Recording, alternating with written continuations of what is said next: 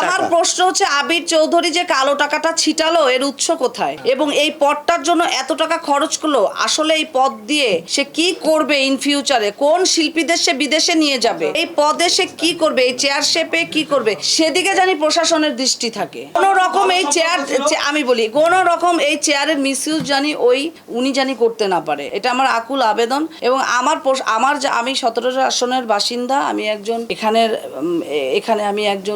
এখানে আমি বসবাস করি এবং আমারও কথা যে আমাকে এই যে কালো টাকা যারা ছিটিয়ে ইলেকশনে পাশ করলো, আমিও এটার বিচার চাই। এটা কেন হলো আমার সাথে, কিভাবে, আমি প্রশাসনের দৃষ্টি আকর্ষণ করছি যে আমাকে যারা হারালো, যে শিল্পীরা টাকায় কেনা বেচা হলো 1 লট না 2 লট না 3 লটে, তারা সংখ্যায় অনেক 294 জন, 294 জনকে জিজ্ঞাসাবাদ না করে কিছু যদি রিমান্ডে নেওয়া হয়, খালি আমি প্রকৃত কারণ জানতে চাই যে কেন এই কালো টাকা আমার বিরুদ্ধে লাগানো হলো আমাকে ফেল করানোর জন্য, আমি এটার জবাব চাই। ইন ফিউচারে এখানে ট্রাম্প কার্ড যে কোনো শিল্পীকে বানানো যাবে। আমি আজকে ট্রাম্প কার্ড হয়েছি, আমাকে হারিয়ে দিয়েছে যে কোনো শিল্পী।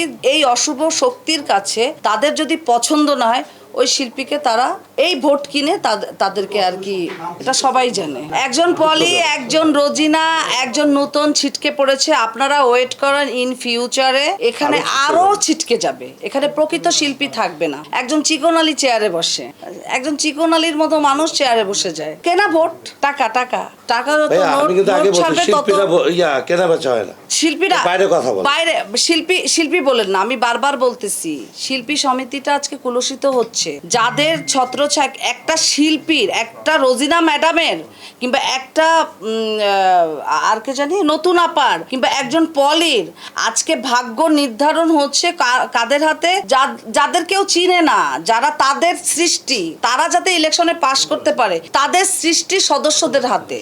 এখান থেকে আমরা বানাইনি, আমি রানিং থাকতে হয়নি, এটা নিপুণ বলতে পারবে, এটা নিপুণ আর জায়েদ খান বলতে পারবে, আমরা বলতে পারবো না। এই কেনা বেচার প্রক্রিয়া থেকে আমাদের শিল্পী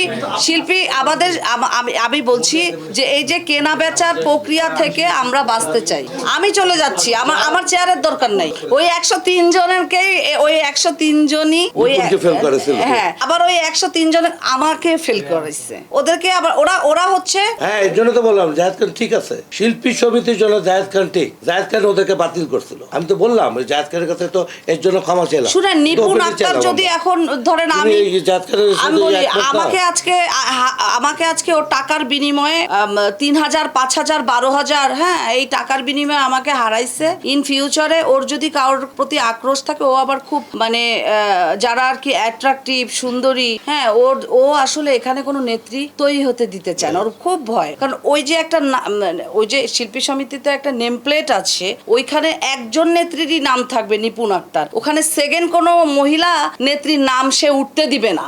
যখনই সে মনে করবে তার কম্পিটিটর এই ইন্ডাস্ট্রিতে আর একজন তৈরি হচ্ছে, তাকেই সে সহায় দিবে। আজকে আমি বলির পাঠা, কালকে তৈরি থাকেন আর একজন প্রকৃত শিল্পী বলির পাঠা। আচ্ছা, রিনা খান তো কোনো অবজেকশন দেয়নি, উনি ফাইট দিচ্ছে কিন্তু সুব্রতার সাথে, না ওইটা ঠিক আছে, কত সুন্দর, এগুলি সুন্দর প্ল্যান। এটা দুইটা প্যানেলই সুন্দরভাবে, যেমন আমি বলি, আমাকে যখন মুক্তি বলেছে যে তুমি ইলেকশন করো, আচ্ছা কার সাথে, আমি কিন্তু এখনো বলছি, আমি একটা ফিউচারের কথাও বলে যাচ্ছি, আমি পলি 2 বছর পরেও যদি ইলেকশন করি, আমি আবার ফেল করব, আবার আমি জুয়া খেলা, এই যে জুয়া খেলা হয় আমাকে নিয়ে, টাকার ছিটাছিটি হয়, এটা আবার হবে।